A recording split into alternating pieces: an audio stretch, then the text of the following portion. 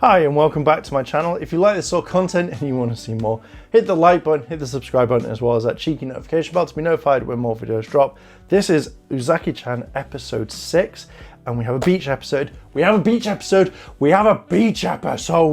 It's not an anime if there is not a beach episode or a swimming pool like slice of life ones. Just thinking if Dragon Ball Super has a pool episode, no, that they have the Kami house, which is on a beach.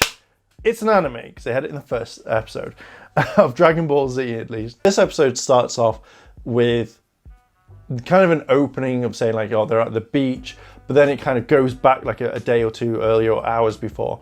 And everyone in the coffee shop is wanting to go to the beach because of summer. So the manager says, yeah, we'll all go to the beach, but he stays behind because he hurts himself.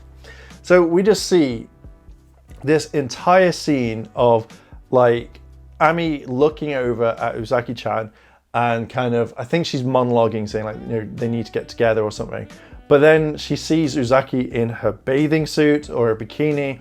And then it does this flashback where you see Uzaki getting changed and it's just looking at her breasts and going like, oh my god, they are monsters. And I generally was just like, dear god, what? Okay.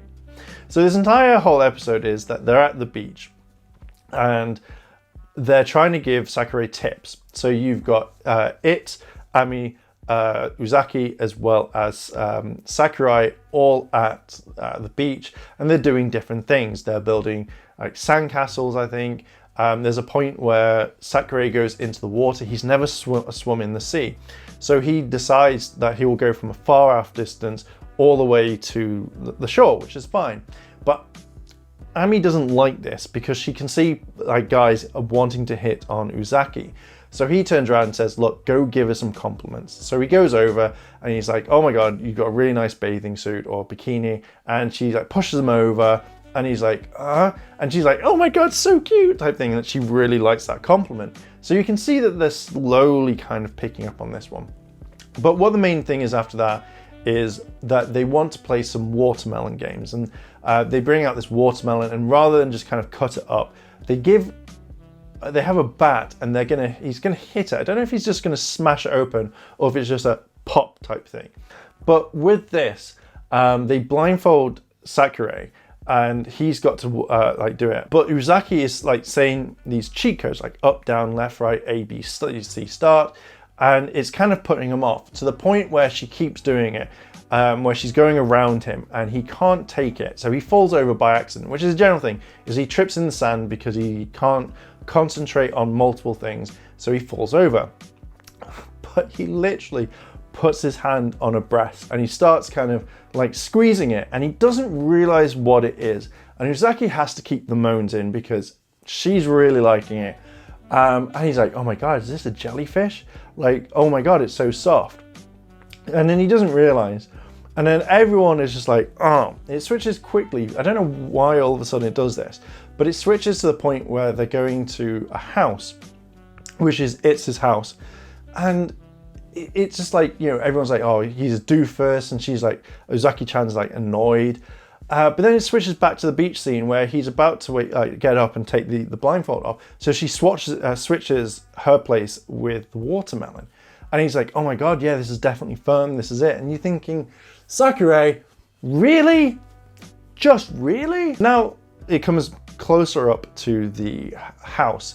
And it's always, when you're in an anime house, the summer house is always the nicest one. There's more space, everything's kind of precious. Like you'd be thinking, I'm gonna go live here for a while rather than in the city or something. This would be a bet. If I had a house like that out in the thing, I'd be happy. I'd live there for a while. So I love the fact that there's a joke where Sekurai and Uzaki go around and see the most simplest things go, oh my god, this is posh. From a light switch to a door handle to the air conditioning unit. There's loads of food in the fridge as well. And Ami's more like, oh, you knew about this. It's like, yep, kind of planned ahead. So Itz has got this game and he then turns around and goes, oh, we're going out into the dark and we're going to go and do this thing called the challenge, the courage challenge, which kind of reminded me of like TikTok. But with this, Sekurai is scared of horror, scary things, and doesn't like it. So they use torches as well as the phone, and after a while, since they start talking, Uzaki grabs Sekurai's phone and runs off, so therefore obviously causes Sekurai to kind of chase Uzaki, and then they all run away.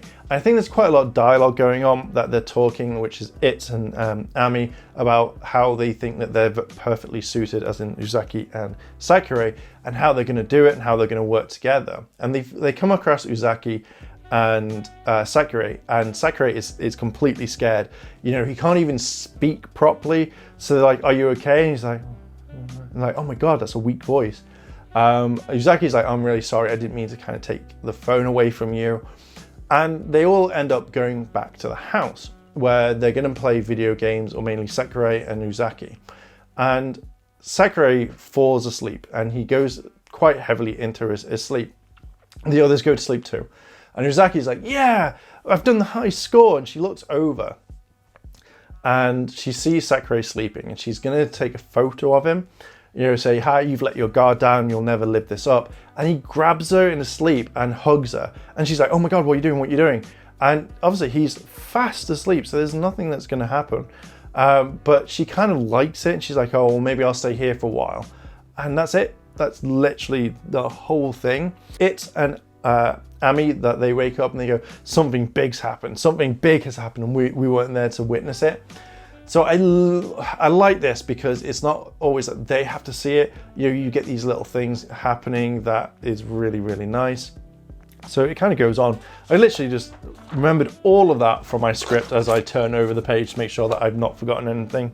But yeah, for this episode, I generally really liked it because it felt like it was natural. It didn't feel like it was forced. You found out that Sekurai is turning around and he's scared of the dark, he's scared of scary things. So he's not this like main protagonist where you're like, "Oh crap," you know, he's not scared of anything. He has his weaknesses, and I really like this. I think this is this would be the tipping point for Uzaki to realize that they like each other, and then, you know, kind of like bring it up later on. But it was a good episode. I really liked it.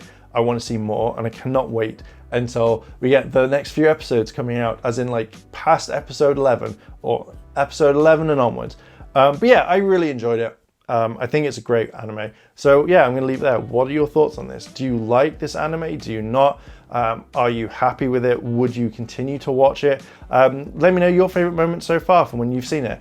Let's talk about Uzaki-chan. So yeah, I'm going to leave it there. Thank you very much for watching. If you like this sort of content and you want to see more, hit the like button, hit the subscribe button, as well as that cheeky notification bell to be notified when more videos drop, and there's so many coming out. I'm going to leave it there. Thank you very much for watching, and I'll catch you in the next video.